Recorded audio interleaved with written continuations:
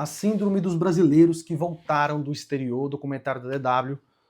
Vambora, vamos reagir aqui com a gente.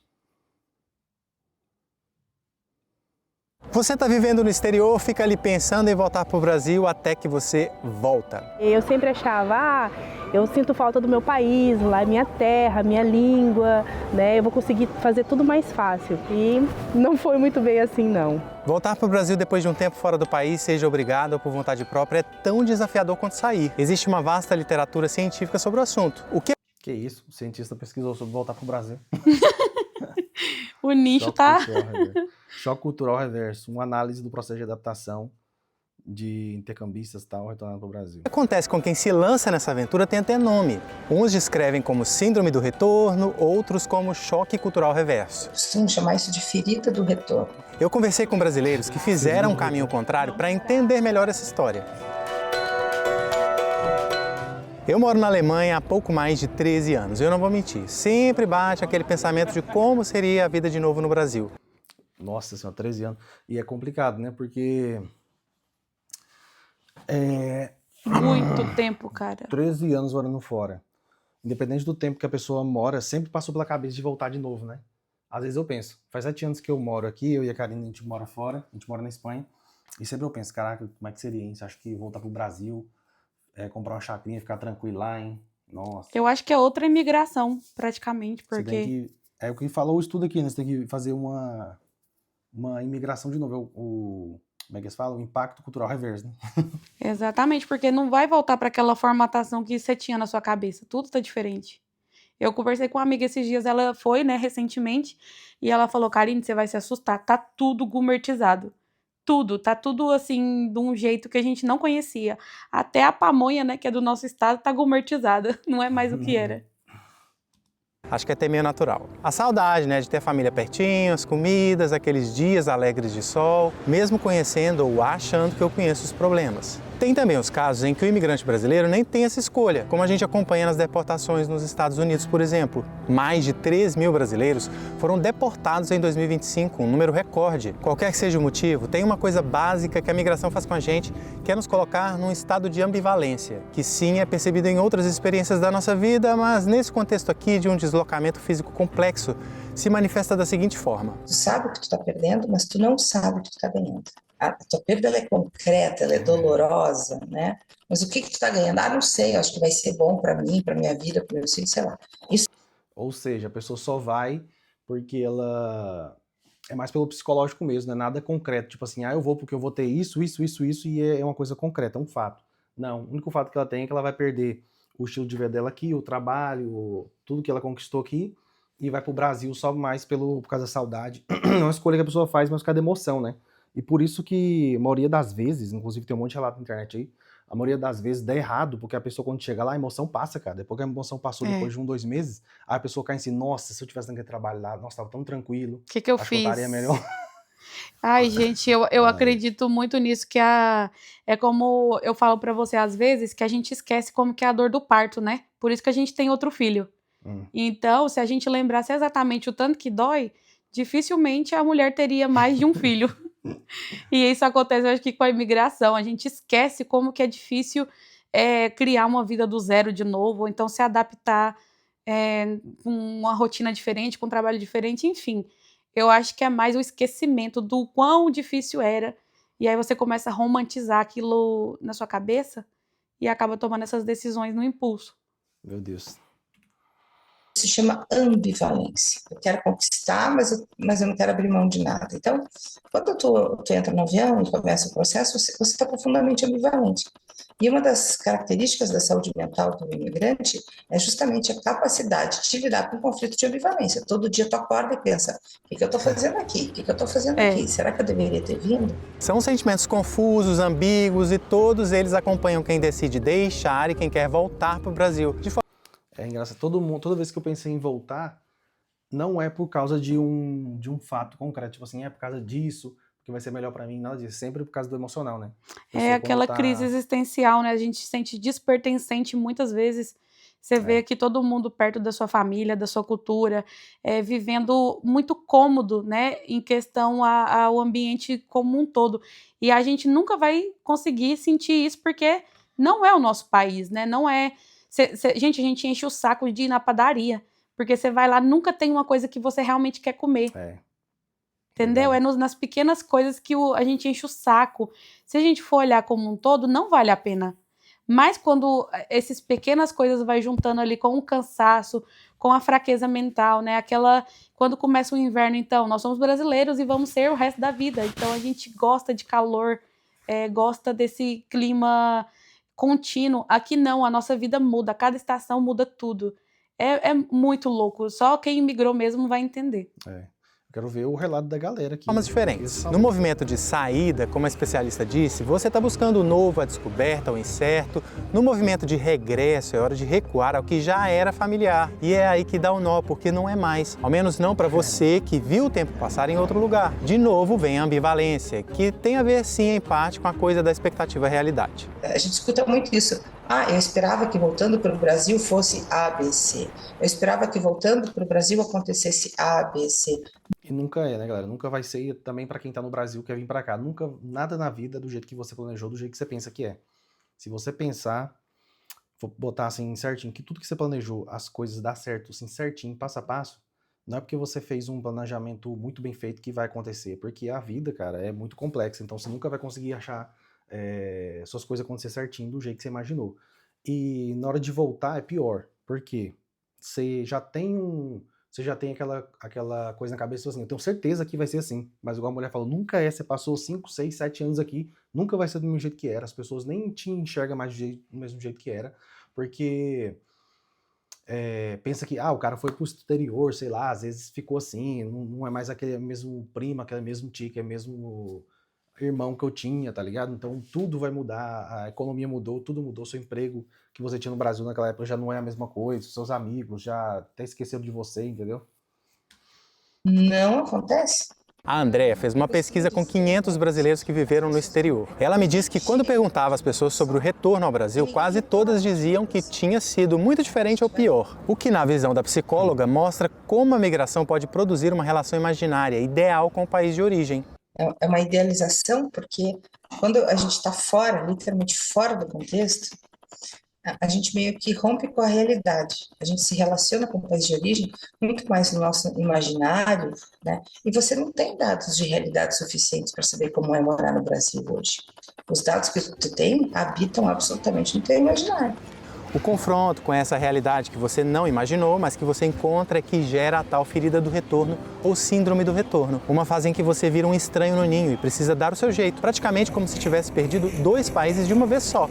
O que você deixou, que tinha virado sua nova casa, e o que te recebeu, onde você já não se reconhece tão bem. O fenômeno... É isso mesmo. Inclusive tem até um fenômeno também psicológico que os psicólogos aí estudam, tem vários artigos sobre isso, que é a questão de você só lembrar do lado bom, né? Já falar sobre isso, cara? Sim. Então, o que acontece? A pessoa só lembra do lado bom, igual aqui mostrando várias paisagens bonitas lá do Salvador, a praia, aí você lembra os momentos legais que você teve com seus amigos.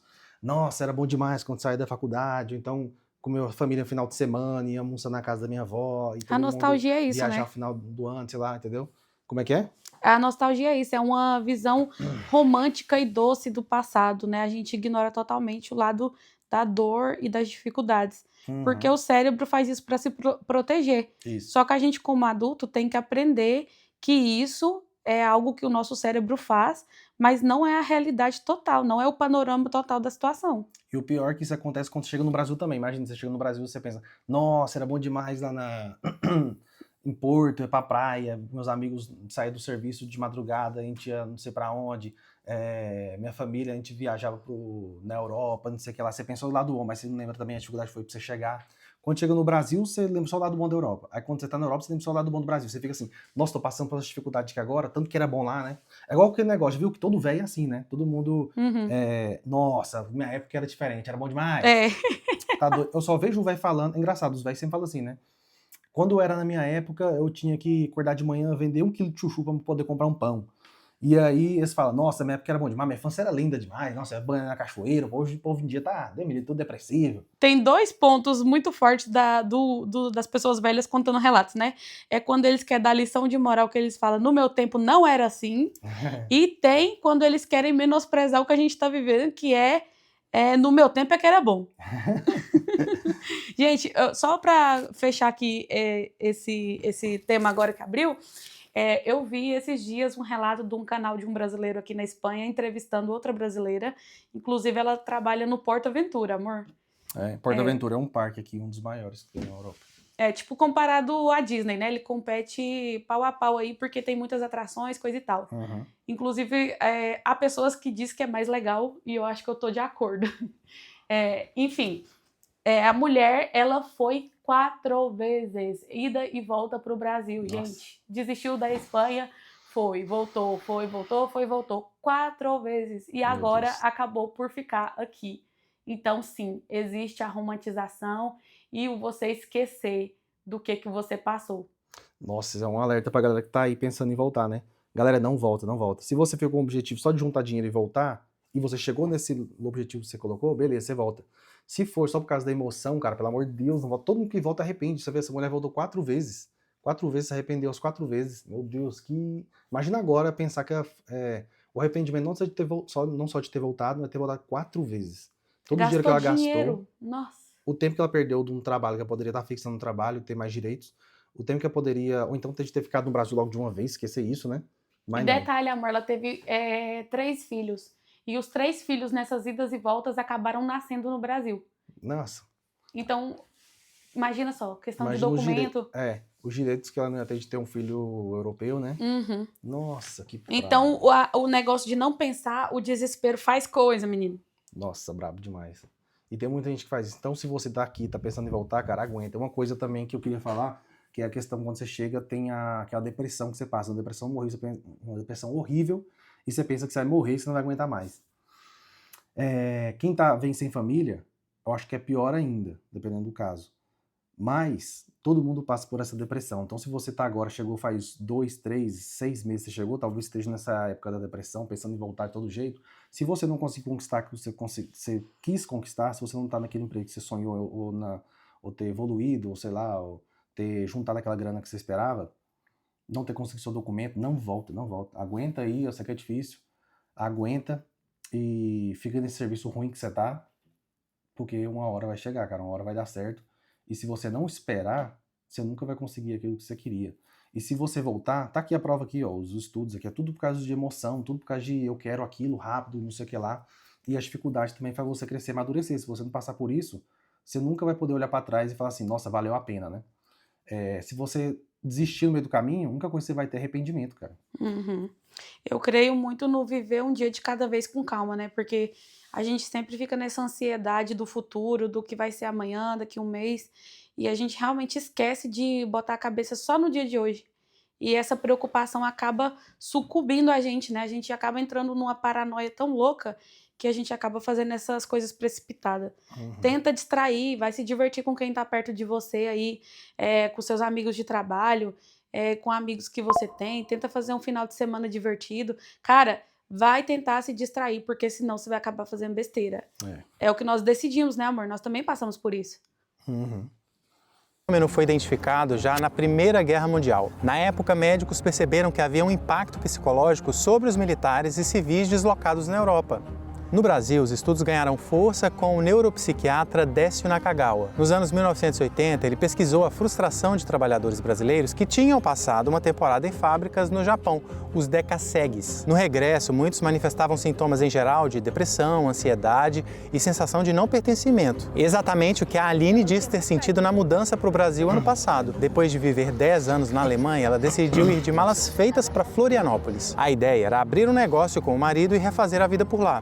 Meu pensamento primeiro foi, cheguei em casa. Mas logo notou que, apesar do cheiro do mar, dos momentos em família, não era tão casa assim. Não era a mesma coisa, porque eu acabei chegando no Brasil, mas sempre me lembrava de como era o meu estilo de vida aqui. Ela resolveu deixar o Brasil uma segunda vez. Como a gente estava em Florianópolis, então assim, tudo que você precisava fazer era do norte da ilha até o centro. Então era sempre muito trânsito, muito carro, parecia assim que estava sempre cheio, né? Então isso aí foi uma das coisas assim que me pegou um pouquinho mais.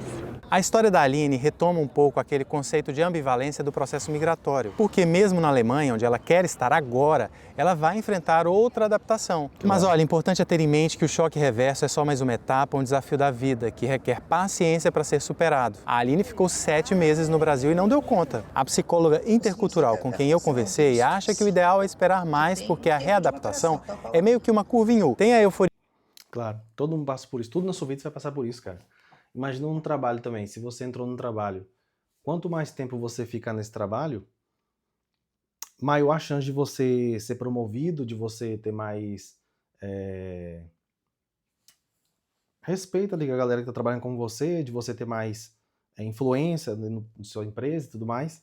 Se você sair e for buscar outro negócio, você vai ter que começar tudo daquilo do zero. Não existe nada perfeito, acho que é isso, não existe nada perfeito. O Brasil é muito bom, mas não é perfeito. Aqui é muito bom também, mas não é perfeito. Não tem lógica isso. Não tem sentido você largar uma coisa que você escolheu pra ir pra outra. Isso acontece em tudo, cara. Até mesmo em namoro, em casamento. O cara largou a mulher pensando, vou arrumar uma melhor, porque não tá legal aqui. Se você vai pro outro casamento, e a gente vê por aí, né, os relatos, a pessoa acaba Lida com encontrando novos problemas, né, de outra pessoa. outros problemas. Às vezes o problema da Europa é a questão da saudade, o problema do Brasil é o trânsito, igual ela falou aí. Então cada um... Só todo muda mundo diz que ninguém é o perfeito. tipo de problema, mas problema sempre vai ter. Eu costumo dizer aqui para minhas filhas, quando a gente está passando por alguma coisa complicada, falar, meninas, a gente tem que aprender a lidar com esse problema, porque perfeição é só no céu. Né? Nós somos cristãos e a gente crê realmente nisso, que a perfeição só vai ser no céu, na eternidade. A única coisa que Deus dá para nós aqui é estratégia, né? E força e motivação para a gente passar pelos problemas, mas vai ter em todo lugar. É complicado.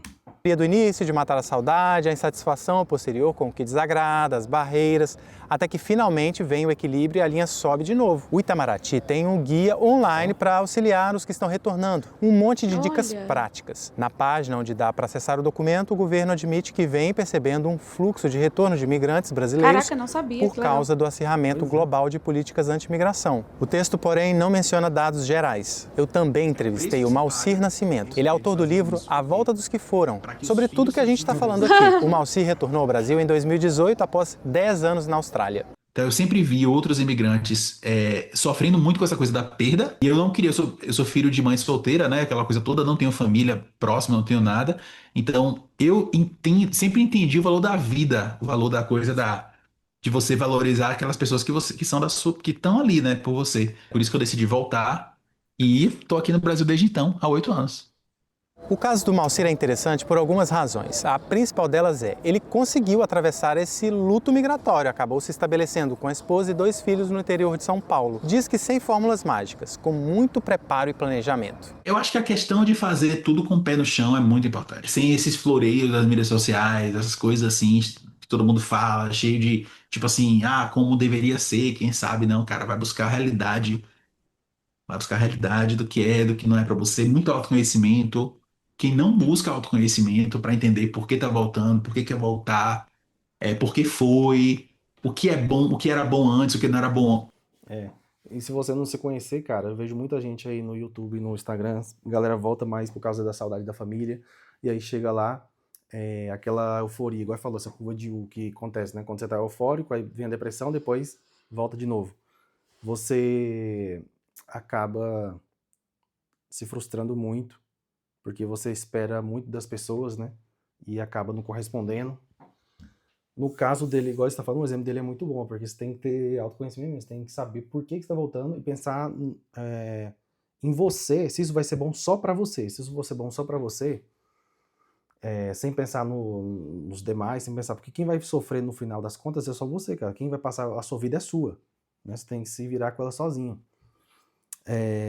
Se você depois chegar lá e, tá muito difícil, agora eu queria voltar de novo para a Europa e tal. Se você fez consciente, sabendo que, já planejado certinho, sabendo que você vai passar por isso, você vai aguentar. O problema é quando a pessoa não aguenta, né? Isso, igual eu falei, vale para tudo na vida. A pessoa entra numa situação, fala, eu quero isso de verdade, e depois, no meio do caminho, fala, não aguento mais, tá muito ruim, não vale a pena, não sei o que lá. Igual essas formações de policial, né? Tem vários documentários de formação de policial, os caras entram lá, eu quero ser os comandos anfíbios da Marinha, não sei o que lá, o cara passa por Aí vai lá vai pra montanha, fica 3 meses perdido no meio do mato lá, tem uns testes, as dificuldades, às vezes o cara, com 2, 3 semanas, ele sai. As pessoas, tipo, 90% das pessoas saem, tipo, nas primeiras semanas. O negócio tem 4 meses, nas primeiras semanas sai todo mundo. Porque o cara, ele não foi com aquela vontade mesmo, não sabe, não se conhece, né? Não se conhece pra te falar, tipo assim, não, é isso que eu quero pra mim. Eu quero, quando eu tiver 40 anos, eu quero ser do Comando dos Anfíbios e quero trabalhar 18 horas por dia, se precisar me chamar de madrugada. Eu quero estar lá, quero passar frio, quero passar hipotermia, quero que o cara me ligue na festa de Natal, vamos fazer uma missão no Iraque, sei lá, tá ligado? E aí o cara, quando ele vê que realmente vai ser assim, o cara que não foi já pensando nos problemas, ele acaba voltando pra trás nas primeiras semanas, não tem jeito. Então, igual o cara aqui, já foi consciente. Quando eu chegar no Brasil, vai ter dificuldade para arrumar trabalho, eu vou demorar 6 meses para arrumar trabalho. A minha esposa vai estar em casa, ou vai estar buscando trabalho dela, meu filho vai estar indo pro colégio, cada um vai ter uma rotina diferente, não vai ter nada a ver com o que era na Austrália, no caso dele aqui, e ele já foi preparado para isso. Então, quando tiver aquela dificuldade, nossa, tá muito difícil, nossa, se a gente tivesse lá, sábado, todo sábado a gente saía junto, né? Hoje, nesse sábado agora, a gente não pode sair, vai ser assim daqui nos próximos 8 meses. Se o cara tá preparado, se o cara já é maduro, né? Intelectualmente, o cara já tá preparado para aquilo, ele consegue passar tranquilo. Agora, o povo mais velho hoje em dia fala assim, essa geração é muito fraca, não sei o que lá. Não sei, não tenho, eu também sou muito novo. Mas eu acho que é isso. A maioria das pessoas, ela realmente não tá preparada para dificuldade, e quando vê uma dificuldade, ela quer sair daquilo ali o mais rápido possível. Tipo assim, qual o jeito mais fácil de eu sair das dificuldades que eu tô agora na Europa, com o da minha família, não sei o que lá, não tô trabalhando no que eu gosto, eu voltar pro Brasil e voltar a trabalhar que eu tava antes, entendeu? Fugir. E aí acaba fugindo, né? Acaba fugindo dessa responsabilidade e essa dificuldade que é fazer a pessoa amadurecer, né? Eu acredito que nós aqui como família, né, porque nós não somos somente o casal, então a gente tem que pensar por 4. Muitas vezes a gente não tomou uma decisão sem pensar, né, porque a gente pensa também nas crianças. E nós sabemos que elas estão muito melhor aqui do que estariam lá, né? Então, para nós, o peso de estar criando crianças também pesa bastante. Eu acho que é muito mais fácil para alguém que está sozinho fazer isso sem pensar direito.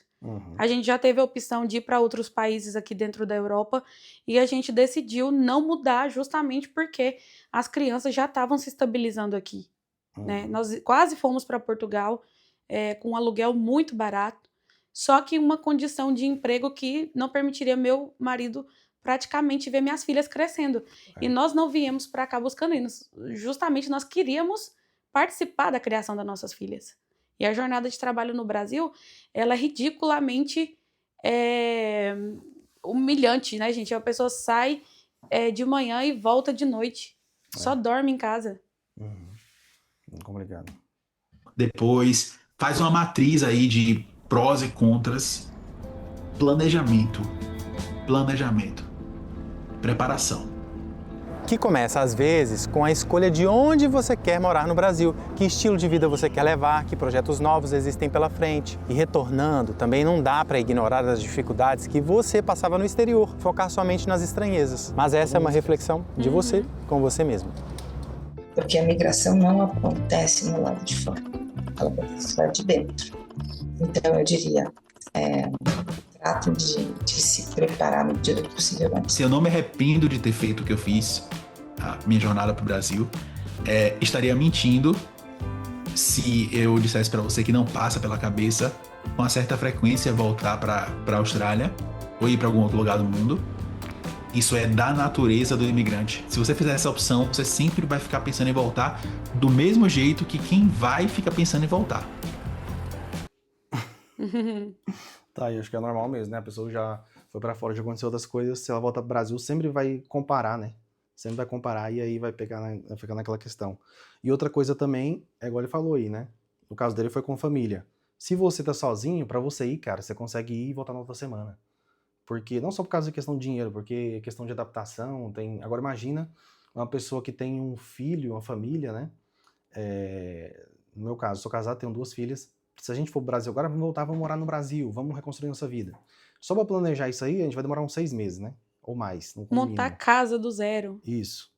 Aí, compra passagem e vai pro Brasil. Chegou lá, se a gente na outra semana não gostar, é impossível voltar na segunda semana.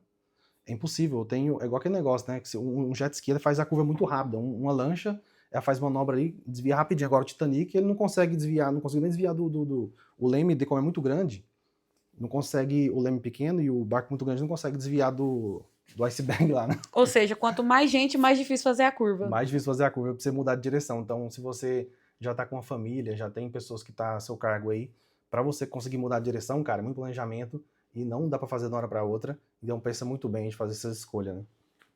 Tem alguma coisa pra falar, Exatamente. né? Acrescentar aí. Não, eu acho que isso aí, também tomar cuidado aí, gente, no câmbio de estação, né? Na troca de estação é onde a gente mais passa por esses problemas psicológicos, porque tem a tal da depressão sazonal. Então, aqui, como o inverno é denso, né? E os dias fica curto, dá aquela sensação de que sua vida tá se perdendo aqui mesmo nesse lugar. E quando vem o verão, a gente volta a florescer de novo. É verdade. Às vezes você trabalha todo dia no horário normal, de 9 às 5. Mas é quando chega no inverno, você chega 5 horas em casa, 6 horas em casa, você já tá tudo escuro, você já perdeu 80% do seu dia. Aí você pensa, não, a única coisa que tem que fazer agora é eu ir rapidinho no mercado, voltar pra casa, dormir e trabalhar de novo. Então, você acaba ficando assim 6 meses, 7 meses assim nesse ciclo aqui, você acaba, pô, não tem vida, velho. Você sabe o que me motivou muito nesse negócio aí das estações, amor? Porque eu sigo a brasileira que mora na Noruega.